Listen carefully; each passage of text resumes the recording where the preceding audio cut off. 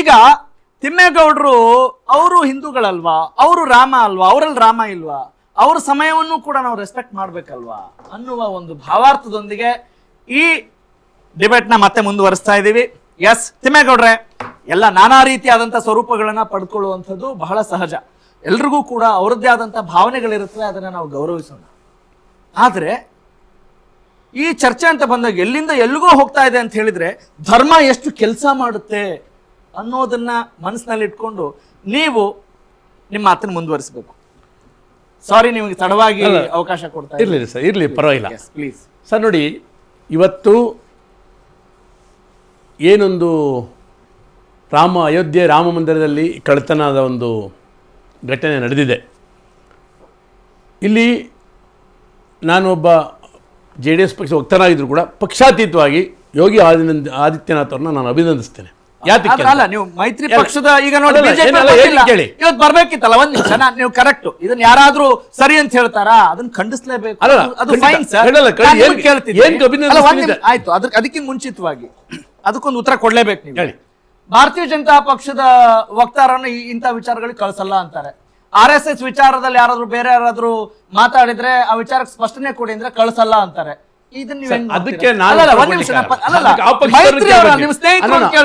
ಅದಕ್ಕೆ ಆ ಪಕ್ಷದ ನನ್ನ ನಿಲುವನ್ನು ನಾನು ಹೇಳಿಕ್ತೀನಿ. ಆ ಪಕ್ಷದ ನಾನು ಆ ಪಕ್ಷ ಒತ್ತಡ ಹೇಳಲ್ಲ. ನಿಮ್ಮ ಒಪಿನಿಯನ್ ಹೇಳಿ, ಜನ ಗಮನಿಸ್ತಿರ್ತಾರೆ. ಆ ಪಕ್ಷದ ಮೈತ್ರಿ ಪಕ್ಷ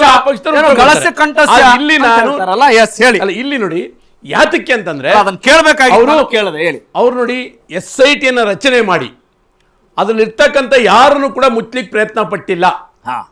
ಮುಚ್ಲಿಕ್ಕೆ ಯಾರೇ ಇರ್ಬೋದು, ಅವ್ರು ಏನ್ ಹೇಳಿದ್ದಾರೆ, ನೀವು 500 ವರ್ಷಗಳ ಕಾಲ ಕಾದಿದ್ದೀರಾ, ಇನ್ನು ಕೇವಲ 15 ದಿವಸ ತಡೀರಿ. ಯಾಕಂದ್ರೆ ಇಮ್ಮಿಡಿಯೇಟ್ ಯಾರು ಸಿಗ್ತಾರೋ ನಾವು ಹಾಕ್ಬಿಡ್ಬೋದಿತ್ತು. ಆದ್ರೆ ಇನ್ನು ಕೇವಲ 15 ದಿವಸ ಇರಿ, ಪೂರ್ತಿ ಬೇರ್ ಸಮೇತವಾಗಿ ಯಾರ್ಯಾರಿದಾರೋ ಅವ್ರನ್ನೆಲ್ಲರಿಗೂ ಕೂಡ ಏನ್ ಮಾಡ್ಬೇಕು ಅದು ಮಾಡ್ತೀನಿ ಅಂತೇಳಿ ಘಂಟಾಘೋಷವಾಗಿ ಹೇಳಿದ್ದಾರೆ. ಅದರಿಂದ ನಾನು ಅವ್ರಿಗೆ ಮಾಡ್ಲೇಬೇಕಲ್ಲ, ಇಲ್ಲಿ ಮುಚ್ಲಿಕ್ಕೆ ಹೋಗಿಲ್ಲ.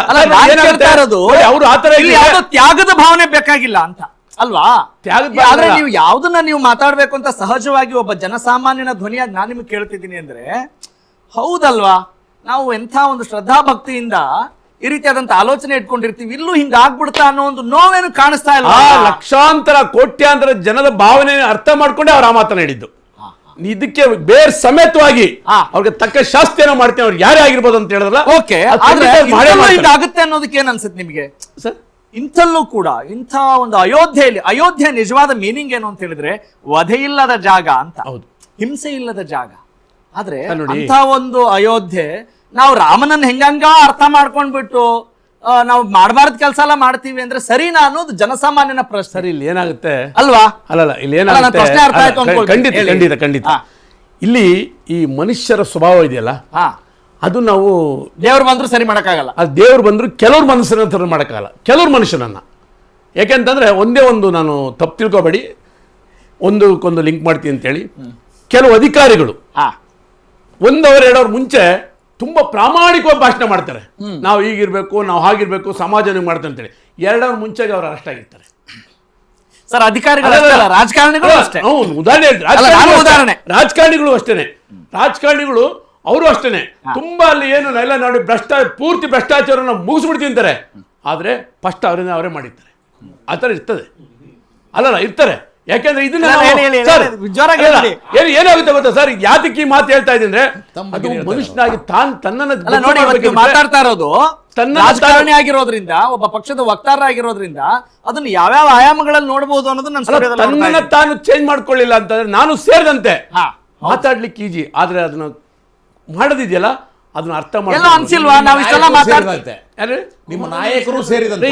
ನಾನು ಹೇಳ್ತಾ ಇದ್ರೆ ನಮ್ಮ ನಾಯಕರು ನಿಮ್ಮ ನಾಯಕರು ಇದೇ ಬಿಡಿ, ನಿಮ್ಮ ಬುದ್ಧಿಗಳನ್ನ ನಾನು ಎಲ್ಲಾ ರಾಜಕಾರಣಿಗಳು ಅಂತ ಹೇಳಿದೆ. ನಾನೇ ರಾಜಕಾರಣಿ ಎಲ್ಲ ಅಂತ ಹೇಳಿದ್ರಿ, ಅರ್ಥ ಮಾಡ್ಕೊಳ್ಳಿ. ಇಲ್ಲಿ ನೀವು ಹೇಳ್ತಾ ಇದ್ದೇನು, ಪ್ರತಿಯೊಬ್ರು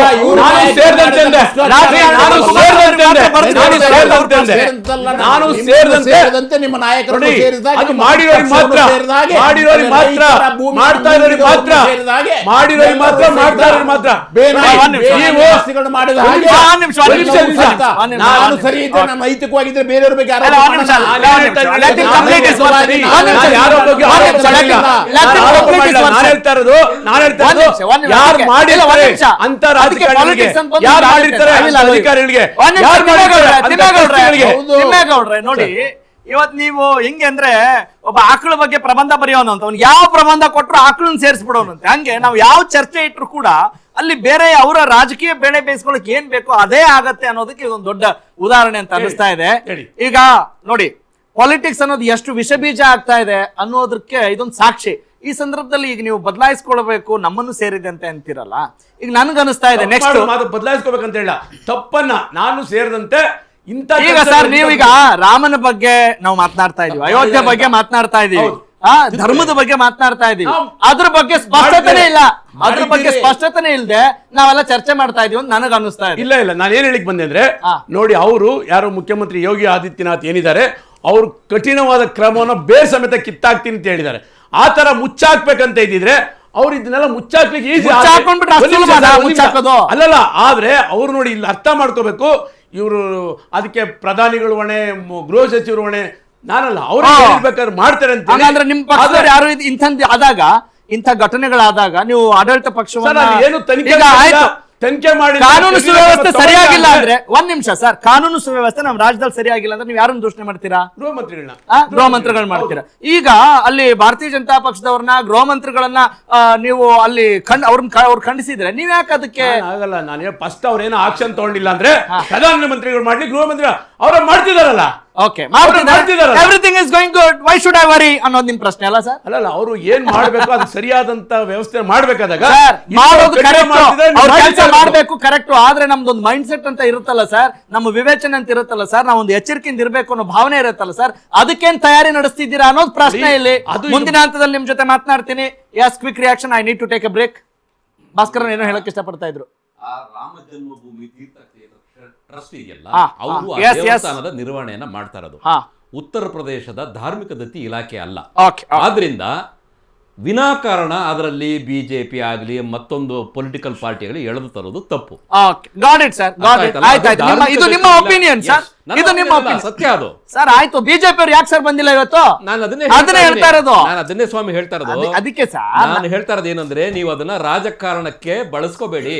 ಆ ಅದು ಒಂದು ಪ್ರೈವೇಟ್ ಟ್ರಸ್ಟ್ ಹೌಲ್ವಾ? ಅದರಲ್ಲಿ Correct. ನೀವು ಒಳ್ಳೆ point ಹೇಳ್ತಾ ಇದ್ದೀರಾ. ನೀವು ಒಳ್ಳೆ point ಹೇಳ್ತಾ ಇದ್ದೀರಾ. ದೊಡ್ಡ ದೊಡ್ಡ ಸಾಧು ಸಂತರು ಅದಕ್ಕೆ ಎಲ್ಲ ಆಫೀಸ್ ಬೇರರ್ಸ್ ಸರ್ ಇದ್ದಾರೆ. ನೋಡಿ, ನನಗೆ 20 ಜನ ಅದಕ್ಕೆ success has many fathers, failure is orphan ಅನ್ನೋದು ಅದರಲ್ಲಿ ನಮ್ಮ ಉಡುಪಿಯ ಪೇಜಾವರ ಶ್ರೀಗಳು ಮೊದಲನೇವರಿದ್ದಾರೆ. ಕರೆಕ್ಟ್ ಸರ್, ಅವರು ಜನಕ್ಕೆ ಉತ್ತರವನ್ನು ಕೊಡಬೇಕು. ಭಾಸ್ಕರನ್ ಸರ್, ನೀವು ಹೇಳೋದು ಕರೆಕ್ಟ್. ಆದ್ರೆ ವಿಚಾರ ತಪ್ಪೆಲ್ಲ ಆಗ್ತಾ ಇದೆ ಅಂತ ಹೇಳಿದ್ರೆ, success has many fathers, orphan ಯಾವುದು, ಫೇಲ್ಯೂರ್ ಇಸ್ ಆರ್ಫನ್ ಅಂತ ಡಿಫಿಟ್ ಇಸ್ ಆಫನ್ ಅಂತ. ಡಿಫಿಟ್ ಇಸ್ ಅದೇ, ಹೌದು. ಫೇಲ್ಯೂರ್ ಇಸ್ ಆರ್ಫನ್ ಅಂತ ಕರಿತೀವಿ. ಹಂಗಾಗಿದೆ. ನೀವೀಗ ಅವಾಗಾದ್ರೆ ಎಲ್ಲ ಕುಣಿದು ನಾವು ಬೇರೆ ಬೇರೆ ರೀತಿಯಾದ ಆರೋಪಗಳನ್ನ, ರೆಕ್ಕೆ ಪುಕ್ಕಗಳನ್ನ ಕಟ್ತೀರಿ. ಇಲ್ಲ ಇಲ್ಲ, ಇದಿಷ್ಟೇ, ಇದಕ್ಕಷ್ಟೇ ಅಂತ. ಇದಕ್ಕಿಷ್ಟೇ ಅಂತ ಯಾರು ಹೇಳ್ತಾನೆ ಅಲ್ಲ ಇಲ್ಲ. ಸರ್, ಅವ್ರು ಹೊಣೆಗಾರಲ್ಲ, ಇವ್ರು ಹೊಣೆಗಾರಲ್ಲ. Yes, got it.